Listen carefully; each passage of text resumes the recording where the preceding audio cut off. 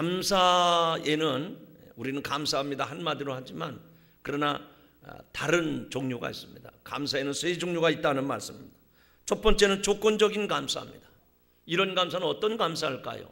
만약에 이렇게 해 주시면 감사하겠습니다 하는 그런 조건적인 감사입니다. 예를 들면 내게 돈을 많이 주시면 내가 하나님 앞에 더 많이 드리겠습니다. 아마 이런 사람들이 많이 있습니다. 또 다른 경우라면 하나님 내 몸의 병을 고쳐주시면 내가 전 재산을 하나님께 바치겠습니다.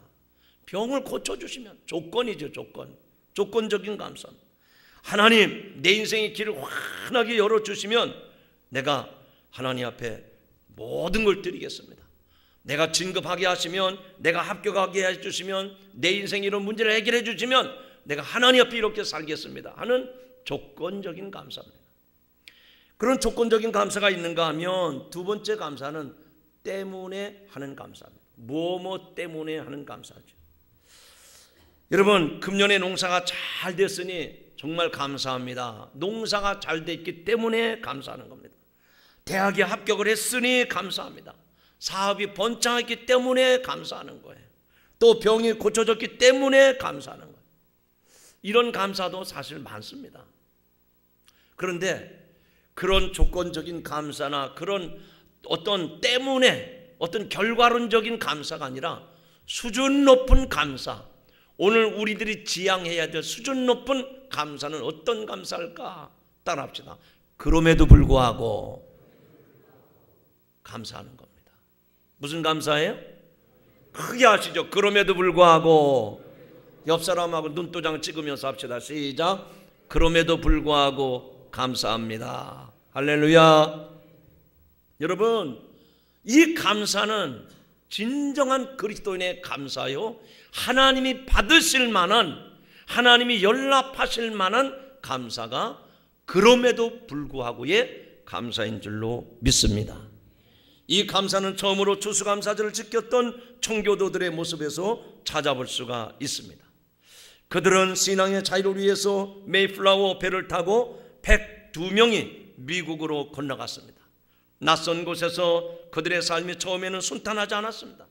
풍토병 때문에 많은 사람들이 죽음을 당하고 또 그곳에 살고 있던 인디언들의 습격으로 많은 사람들이 생명을 잃었습니다.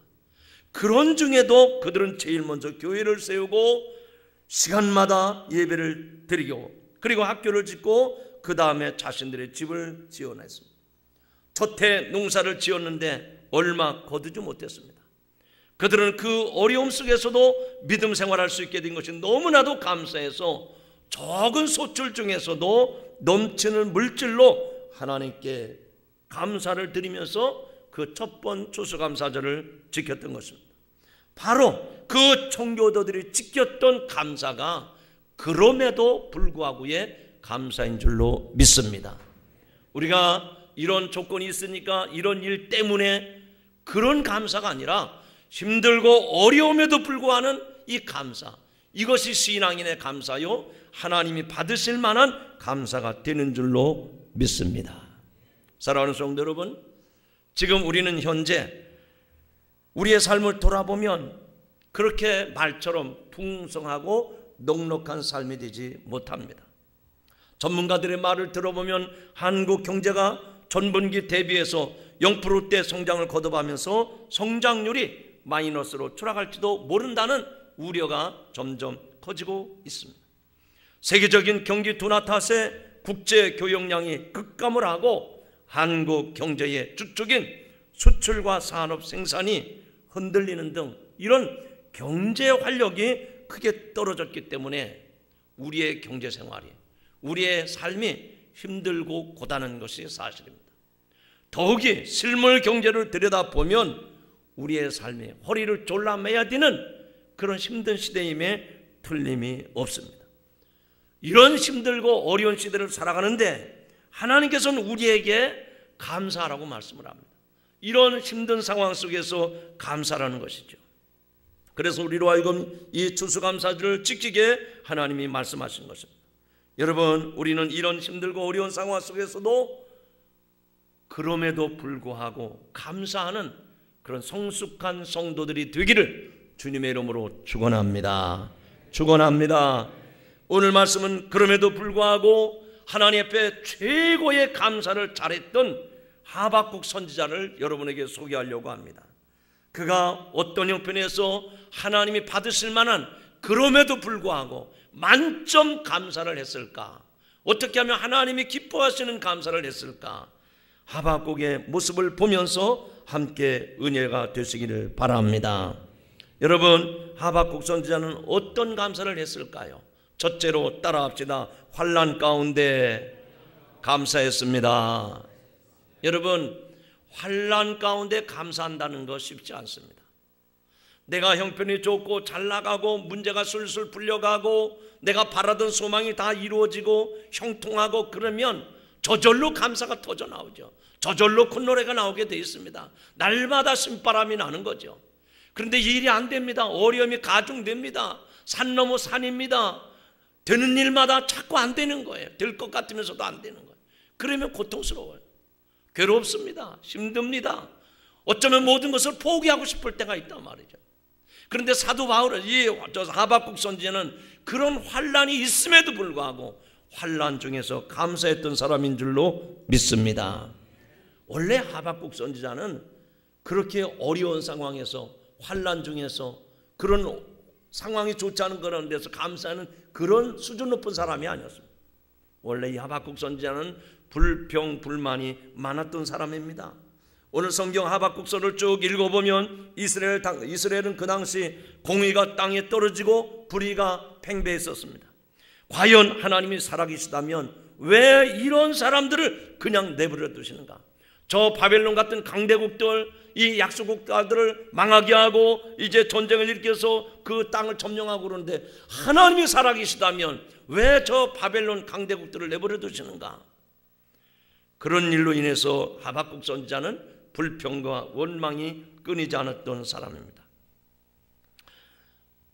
여러분, 그랬더니 하나님께서 그에게 응답하시는데 뭐라고 말씀을 하는 거 아니? 여기 하박국서에 보니까 따라하시죠. 의인은, 이쪽 보림이 작습니다. 이쪽 보림이 항상 작아요. 크게 합시다. 의인은, 조금 낮았네. 다시 한번. 의인은 믿음으로 말미암아 살리라. 여러분, 이 말씀 들을 때 누가 생각나십니까? 신약 성경 중에서 13권을 기록했던 사도 바울을 생각납니다. 여러분, 사도 바울을 보십시오. 예수 만난 다음에 그가 복음 전하는데 감옥에 갇히고 매를 맞고 죽을 고비를 수없이 넘겼습니다. 죽을 고비를 얼마나 많이 경험했는지 모릅니다. 그런데도 이 사도 바울은 의인은 믿음으로 말미암아 살리라. 할렐루야. 여러분, 우리 신앙인들은 믿음으로 살아가는 삶인 줄로 믿으시기 바랍니다. 바꿔 말하면 세상 나라를 바라보고 사는 게 아니라 믿음을 가지고 어려운 중에서도 하나님을 바라보고 천국을 소망 가운데 바라보고 사는 것이 성도의 삶의 자세인 줄로 믿습니다. 그런 믿음을 가지고 이 세상을 살아갈 때 하나님께서는 수렁에서 그를 건져 올려주시고 그의 길을 시온의 대로처럼 인도하실 줄로 믿습니다. 사랑하는 성도 여러분, 지금 여러분이 걷고 있는 길, 인생길이 힘들고 험하고 환난이 있습니까? 낙심하지 마십시오. 의인은 믿음으로 말미암아 살리라. 이 말씀과 같이 내가 사는 세상은 비록 힘들고 어렵고 고통스럽지만 믿음을 끝까지 붙잡고 나가면 하나님께서 저와 여러분의 삶을 복된 길로, 형통하는 길로 인도하실 줄로 믿습니다. 오늘 말씀 가운데 16절에 보면 내가 들었으므로 내 창자가 흔들렸고 그 목소리로 말미암아 내 입술이 떨렸도다. 무리가 우리를 치러 올라오는 환난 날을 내가 기다림으로 썩이는 것이 내 뼈에 들어왔으며 내 몸은 내 저소에서 떨리는도다 라고 말씀을 합니다. 여러분, 이 말씀은 하박국 선지자가 바벨론의 침공의 소문을 듣고 두려워하는 모습이에요.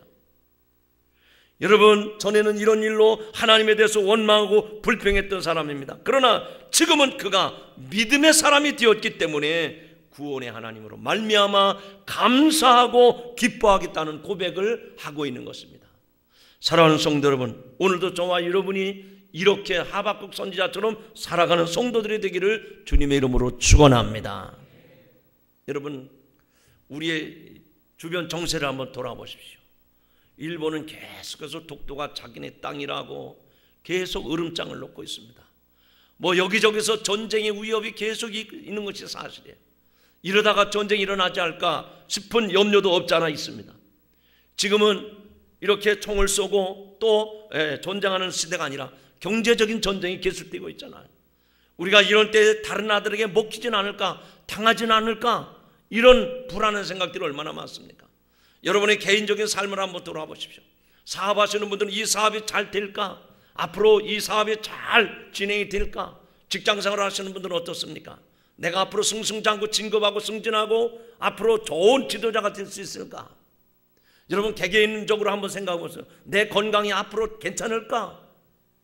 다 불안합니다. 걱정돼요. 염려가 됩니다. 그러나 그런 어려운 환난 가운데에서도 의인은 믿음으로 말미암아 살리라는 이 하박국 선지자에게 주셨던 말씀처럼 그 말씀을 붙잡고 살아갈 때 형통하는 역사가 임할 줄로 믿습니다. 그러므로 진정한 감사는 무엇일까요? 따라합시다. 그럼에도 불구하고, 정말 우리는 무엇 때문에 또 어떤 조건 때문에 감사하는 것이 아니라 그럼에도 불구하고 힘들고 어렵고 고통스럽고 잘 안 될 것 같고, 그러나 그럼에도 불구하고 감사할 때 하나님이 축복해 주시리라 믿습니다. 두 번째로 하박국 선지자는 어떤 감사를 했을까요? 따라합시다. 없는 가운데, 또 소리가 작아지네. 크게 하시죠. 없는 가운데 감사했습니다.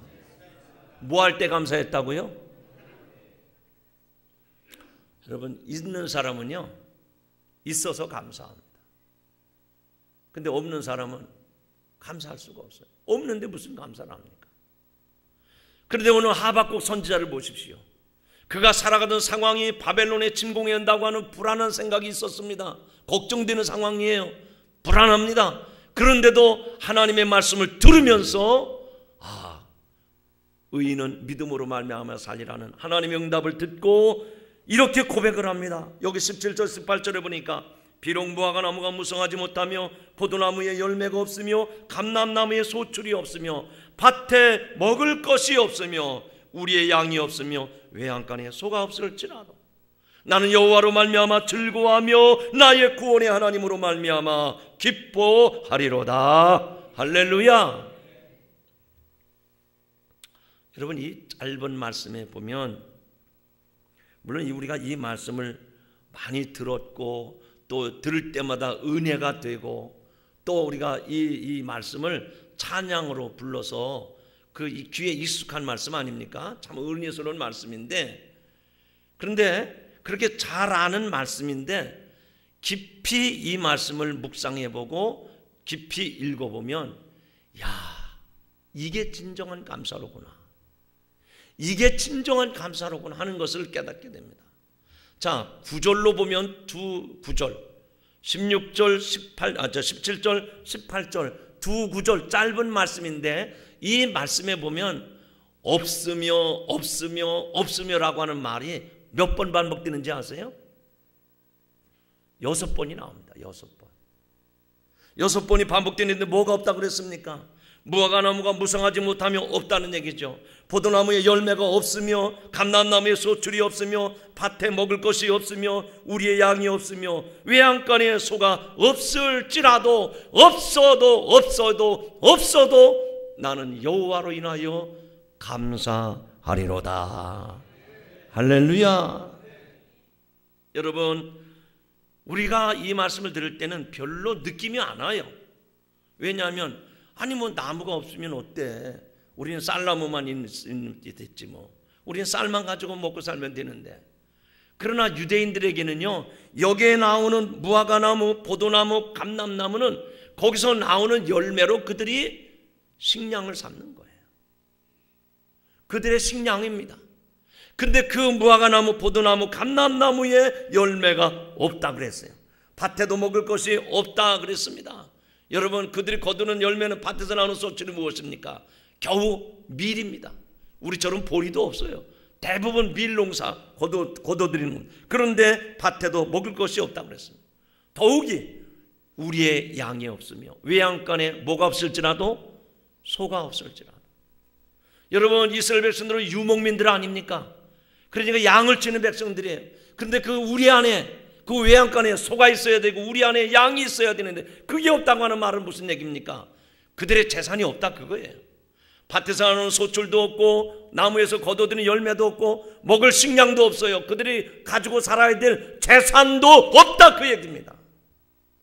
먹을 것도 없어요. 재산도 없어요. 그들의 집은 있습니까?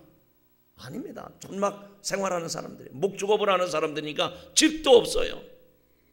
그런데 오늘 본문의 말씀이니까 나는 여호와로 말미암아 즐거워하며 나의 구원의 하나님으로 말미암아 기뻐하리로다. 옆 사람하고 손을 꼭 따뜻한 온기가 가도록 꼭 쥐면서 그렇게 인사하시죠. 하나님으로 감사하면서 합시다. 할렐루야. 이렇게 인사했는데, 이렇게 악수했는데 갑자기 재산이 날아갔어요. 아이고 울고불고 난립니다. 그러면 성도들이 찾아가서 뭐라고 인사하죠? 아니 다 날아가도 우리 그때 인사할 때 하나님으로 감사하며 살자고 했잖아. 여러분, 저와 여러분이 이 말씀을 깊이 있게 자신에게 질문해 봐야 돼요. 욥처럼 자식이 다 죽어도, 재산이 한순간에 다 날아가도, 자기 몸에 악창이 생겨도 여호와 하나님 한 분만으로 감사하며 살아가는 성도들이 되기를 주의 이름으로 축원합니다. 우리는 그동안 있는 것도 감사하지 못했어요. 가만히 한번 생각해 보세요. 하나님이 우리에게 모든 걸 다 주셨는데 주신 것에 대해서 아버지 감사합니다. 물을 마셔도 감사합니다. 떡을 먹어도 감사합니다. 길을 걸어가도 감사합니다. 모든 게 다 감사인데 늘 불평해, 늘 불만해. 있는 것에 대해서 감사하지 못할 때 이런 불평과 불만이 나옵니다.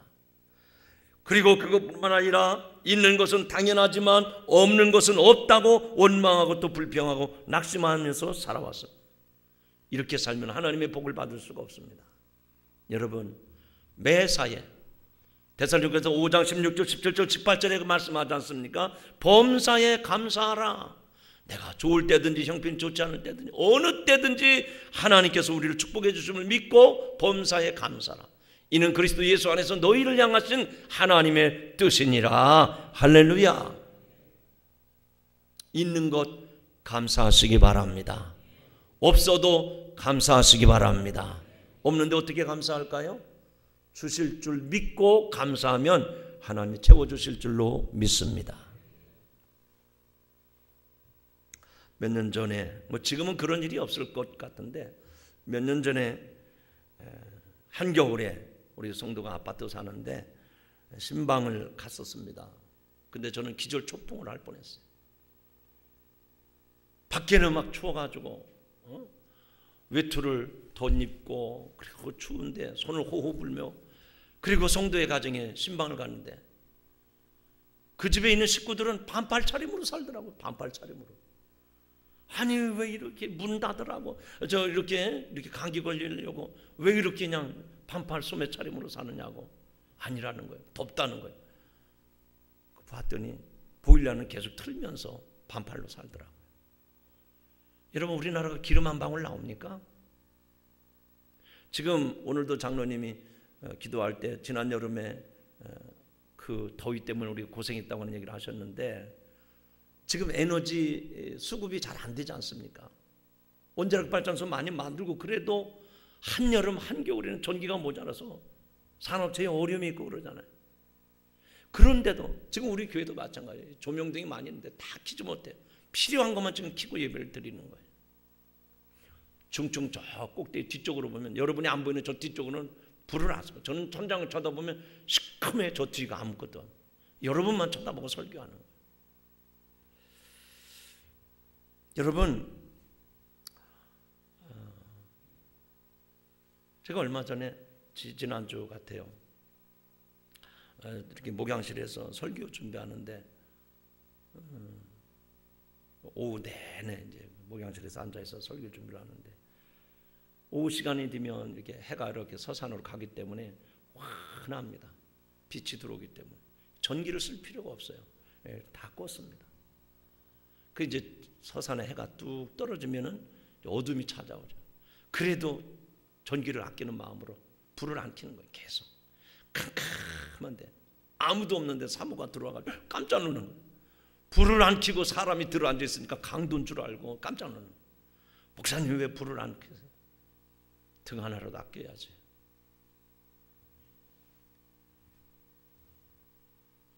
없어서 못 쓰는 게 아닙니다. 없어서 안 쓰는 게 아닙니다. 있지만 그것을 아낄 줄 알아야 하나님이 복 주실 줄로 믿습니다. 요즘 우리 시대는 없어서 문제가 아니라 너무 많아서 그것을 제대로 관리하지 못하기 때문에 문제가 생기는 거예요. 쓰레기가 얼마나 많이 나옵니까? 음식 쓰레기가 너무 넘쳐서 자연보호가 잘 안 됐지 않습니까? 먹거리가 너무 많다 보니까 모든 사람들이 비만에 걸리고 성인병에 문제가 되지 않습니까? 한편에서는 너무 사치해서 방탕하는데 한편에서는 떼거리도 없어가지고 굶고 사는 사람들이 또 얼마나 많습니까? 부익부, 빈익빈 이 차이가 너무너무 커지는 거예요. 오늘 우리부터 모자란다고 없다고 불평하지 말고 낙심하지 말고 이 하박국 선지자처럼 그럼에도 불구하고 이 감사를 배워서 성숙한 감사를 하는 성도들이 되기를 주의 이름으로 축원합니다. 세 번째로 하박국 선지자는 무슨 감사를 했습니까? 구원받음을 감사했습니다. 따라합시다. 구원받음을 감사했습니다. 여기 18절의 말씀 보면 나는 여호와로 말미암아 즐거워하며 나의 구원의 하나님으로 말미암아 기뻐하리로다. 할렐루야. 이것은 감사의 조건을 세상적인 것이나 육신 것에 두지 아니하고 살아계신 하나님께 두고 살겠다고 하는 믿음의 고백인 줄로 믿습니다. 여러분, 우리가 믿는 하나님은 어떤 하나님이십니까? 전능하신 하나님이십니다. 무에서 유를 만들어내시고 우리를 사망에서 생명으로 구원하시는 하나님, 죄인이었던 나를 구원하시기 위해서 자기 아들을 이 땅에 보내주시고 십자가에 못 박아 죽기까지 우리를 사랑하신 그 하나님, 그 하나님 앞에 감사. 나를 구원해 주신 하나님 앞에 감사하며 살아가는 성도들이 되기를 주님의 이름으로 부탁합니다. 그 하나님을 감사의 원칙과 조건으로 두고 살았던 이 하박국 선지자의 모습.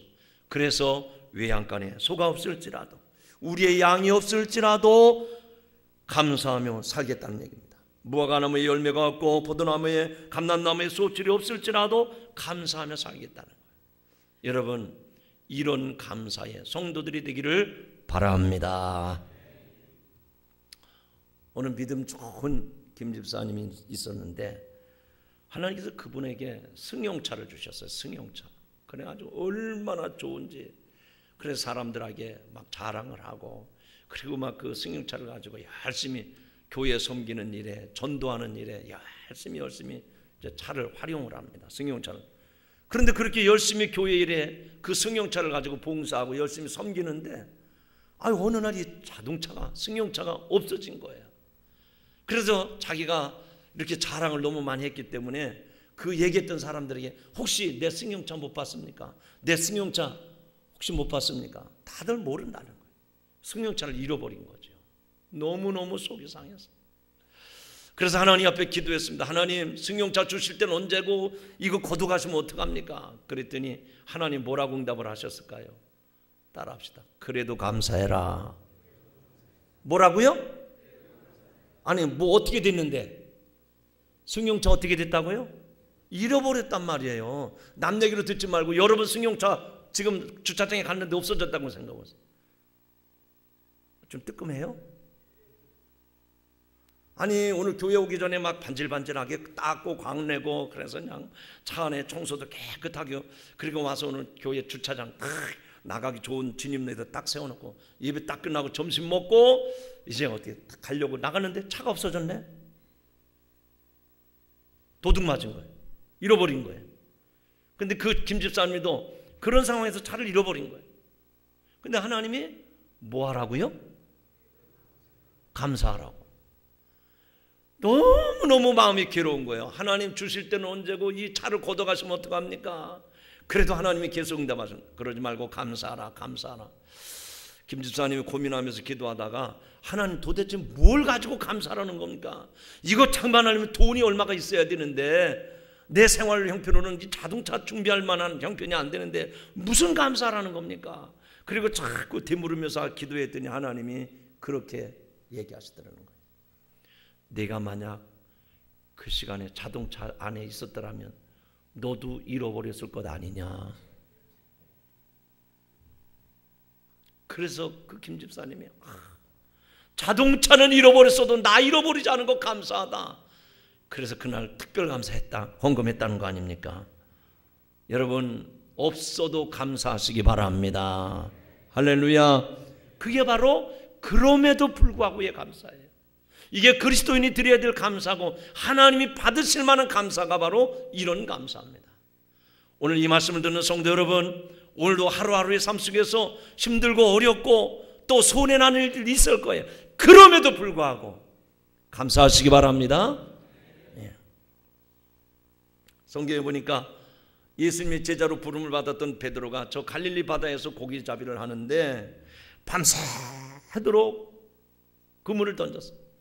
건져 보면 빈 그물이고 건져 보면 빈 그물이고, 그래가지고 새벽녘에 너무 지쳐가지고 이제는 그물을 더 이상 던질 수가 없어서 그물을 걷어올려가지고 저 백사장에 가서 앉아가지고 그물을 씻고 있는데 예수님이 오셔서 내가 고기를 잡았느냐? 한 마리도 못 잡았습니다. 그랬더니 주님이 말씀하십니다. 깊은 데로 가서 그물을 내려라. 아마 베드로는 그냥 세상적인 감정으로 했다고 하면 예수님과 멱살잡이 했을 거예요. 예수님 나를 어떻게 보십니까? 내가 이 갈릴리 바다에서 잔뼈가 굵은 사람인데, 내가 이 분야의 고기잡이의 전문가인데, 내 경험이 얼마나 많은데 예수님 내가 밤새도록 수고했는데 한 마리도 못 잡았는데 지금 이 시간에 저 깊은 데 가서 그물을 던지라면 무슨 고기가 낚이겠습니까? 그런데 자기의 생각, 경험 다 내려놓고 주님이 말씀하시매 그 말씀에 의지하여 그물을 던졌을 때 많은 고기를 낚게 된 줄로 믿습니다. 여러분, 이 말씀을 들으면서 우리가 짚고 넘어가야 될 게 있어요. 우리의 경험이 중요합니다. 우리의 상식도 중요합니다. 우리의 어떤 전문성, 이것도 중요합니다. 그러나 그것보다 뛰어나신 분은 주님이 없는 것에서 있는 것을 만드시는 주님이심을 믿으시기 바랍니다. 베드로는 자기 경험도 있고 자기 이성도 있고 자기의 어떤 전문성도 있지만 그걸 다 내려놓고 주님의 말씀에 의지해서 그물을 던졌을 때 상상도 못하는 기적을 경험한 줄로 믿습니다. 여러분, 그럼에도 불구하고 하는 거예요. 믿음 생활하는 성도들은 자기의 이성이나 자기의 경험이나 자기의 전문성에 비춰보면 신앙생활이 맞질 않습니다. 이게 맞아야 되는데 맞질 않아요.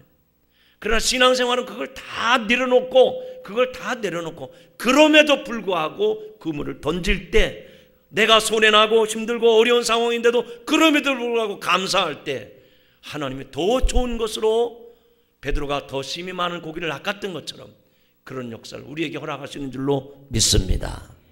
이제 말씀했습니다. 오늘 추수감사주일을 맞이해서 우리들의 살아가는 삶의 형편과 사정은 힘들고 어려운 상황, 그런데도 이스라엘 백성들에게, 그리고 오늘 우리에게 추수감사를 지키라 하고 말씀하신 것은 무엇일까요? 내 있는 것 하나님 앞에 드림으로 가난한 뱅이가 되어라, 그런 말씀이 아닙니다. 힘들고 어려움에도 불구하고 살아계신 하나님을 믿고 그럼에도 불구하고 감사할 때 하나님께서 우리를 수렁에서 건져내시고 우리의 삶을 시온의 대로같이 형통하게 하실 줄로 믿습니다. 이런 은혜가 여러분 삶 속에 임하기를 주의 이름으로 축원합니다.